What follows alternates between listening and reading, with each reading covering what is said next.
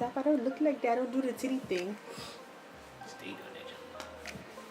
Stop, I be cleaning. Okay. Yes?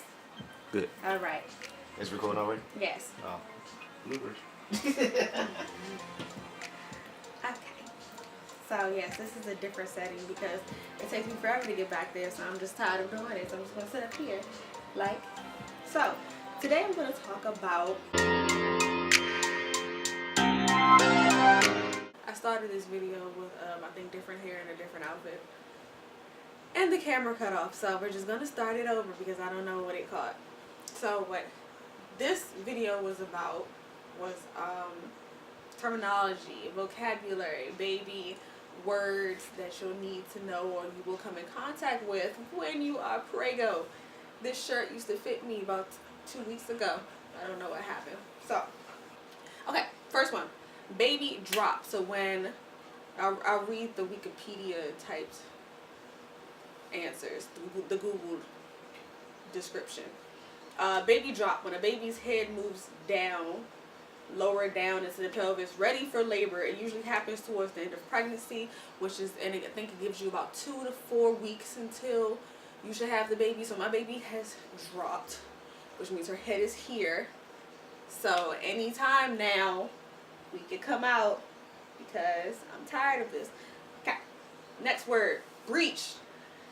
The baby is poised to come out buttocks or feet first. So that means the baby is upside down. So early in my pregnancy, the baby was breeched, which means the head was up and the feet were down. But that was earlier, so now that the baby has dropped, as long as the baby hasn't dropped in this breech, we're good. Remember, babies supposed to come out head first and feet up. But breech means that the feet are down and the head is up. A lot of times, I think you can still have a baby breeched, but I think most of the time they do C-sections. So there's that. Postpartum means following childbirth or the birth of a young. So postpartum, anything means after childbirth. So a lot of people have postpartum depression, where you get really sad or you cry out or you feel like it's a lot to handle with a baby after you have the baby. So that's postpartum depression. So yeah, postpartum is anything that happens after childbirth. Amniotic fluid, the fluid surrounding a fetus within the amnion. The amniotic fluid is what the baby is living in the sac in your belly. It's the fluid that keeps the world going round. Embryo, an unborn or unhatched offspring in the process of development. So when you first find out you're pregnant, you have an embryo in you, and then it later develops into a baby. So that's that. Epidural. If I could choose, I'd have 3 of these. An epidural anesthetic, used especially in childbirth to produce loss of sensation below the waist. So the epidural is the medicine.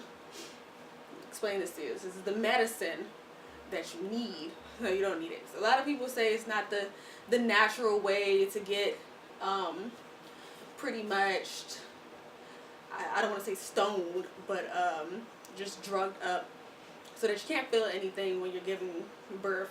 You don't feel anything from the waist lower. They put a shot in your back, in the spine, and you just can't feel anything. And I wonder how you push that way, but yeah, childbirth is painful, so I believe an epidural will help. But they say it's not the natural way, and I'm actually hearing a lot of consequences now about epidurals, as far as like, your back will be hurting or could hurt afterwards. You can't lift a certain amount after postpartum. There you go, using that vocabulary we just learned. So yeah, I'm gonna still get it. A midwife. A midwife is a person trained to assist women in childbirth, which they say is different from a doula, but I'm not sure what the difference is. But a doula is also known as a birth companion, a birthing coach, or post-birth supporter. So I guess a midwife helps you in childbirth and a doula can help you after. I'm still not too sure on the difference. Stillborn, something you never want to hear in the hospital. It means born dead. So when a baby literally comes out and is dead. That is stillborn. That's sad. I'm not even gonna get into it, but that's what stillborn is. That's the word you really don't want to hear. SIDS. SIDS is another word you don't want to hear, and this is another postpartum childbirth. SIDS stands for sudden infant death syndrome.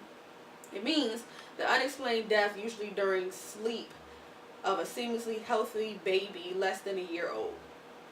SIDS is sometimes known as crib death because the infants often die in their cribs.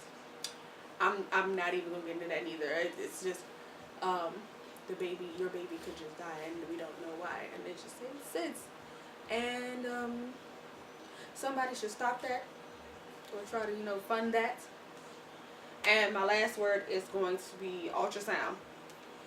I didn't have the definition for it, but we all know that the ultrasound is the pictures that we take. No, it's not always a picture, but the scanning of your belly, where you see, the black picture with this shape cut out, and you can view your baby's health, view your baby's bladder, view your baby's head size, and they pretty much see the baby before the baby is here. So those are my couple of vocabulary words that I decided to share because we're almost there. Baby's due Sunday, and I'm just ready to evict her, to be honest. But anyways, all done with this one. See you next time.